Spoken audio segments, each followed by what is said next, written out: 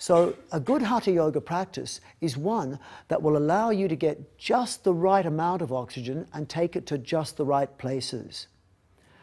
And contrary to popular belief, carbon dioxide is actually a really useful thing to have inside your system. And it has very useful function. Carbon dioxide is what normally people breathe out.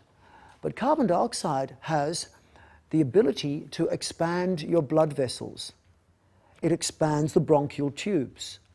So if you have a buildup of carbon dioxide inside yourself, the blood vessels, especially to the brain and the heart, get better blood flow. You actually get more oxygen to the brain and the heart, more blood to the brain and the heart in the presence of carbon dioxide.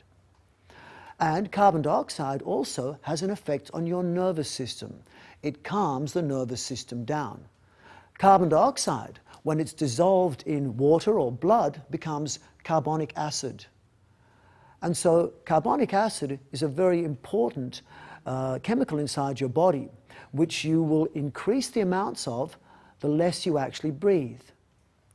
Now, when I say breathe less, I'm not suggesting that taking the odd deep breath in and deep breath out is bad for you. On the contrary, it's very important you do that as well.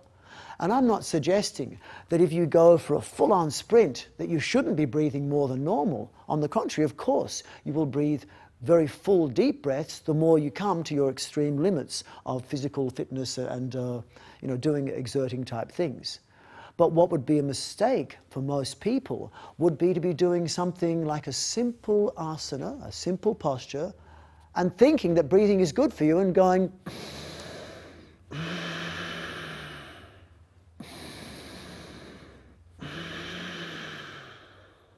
because this will give you damage in at least one way, in that you will be blowing off all of your carbon dioxide. And the carbon dioxide then will not be there to keep open the blood vessels to the brain.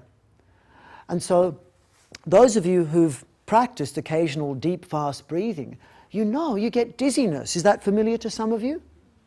And so that dizziness is not because you've taken too much air, but because you've blown off your carbon dioxide. Now, when you blow off all your carbon dioxide, then you become quite alkaline, because there's no carbon dioxide, no carbonic acid. That alkalinity will mean that you have to balance.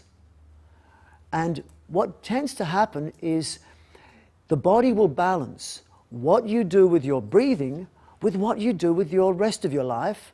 And the most significant thing to affect pH or acid-alkaline balance in the rest of your life is what you put inside yourself in terms of your food. So what I'm suggesting is that if you breathe in a way where you become very alkaline by breathing too much and blowing off all the carbon dioxide, carbonic acid, you will start to crave lots of food, because most food is acidic. And so the more you breathe, the more you'll want to eat. Now, something that people can relate to often with this is swimming, for example, is what most people do as a forced deep breathing exercise. And so there's this idea that we should go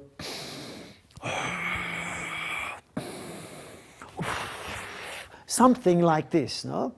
So it's quite common that after doing more breath than is actually necessary, that you come out of the water and people tend to, after swimming, experience unusual levels of hunger. Is that familiar with anyone in the room? If you can put your hand up, we can have a show of hands perhaps. It's actually, often, the people I talk to about it who do swim, up to 50 to 80% of the people who regularly swim with freestyle will often report increased levels of hunger after a swimming practice where you do that sort of breathing. Of course, a real swimming athlete can swim a lap of an Olympic pool underwater in one breath. And that's not over-breathing. So the essence of pranayama, yogic breathing, is that with years of practice, and they've measured people on this, with years of practice, they find that there comes a time where you start to breathe less in your yoga practice than you do in everyday life. Now, that period usually is measured to be about 10 years of regular practice. So for the first 10 years of most people's practice, they breathe more in their yoga practice and their pranayama practice than they do in everyday life. And then after 10 years, they tend to breathe less. Because whenever you take a big breath in, it's then followed by a long holding the breath. And then when you breathe out, you follow it with a long holding the breath. It's also in the Hatha Yoga system, many of the cleansing procedures called kriyas, which become then preludes to very intense mudras, which involve particular breath control exercises or pranayamas, involve your ability to hold your breath.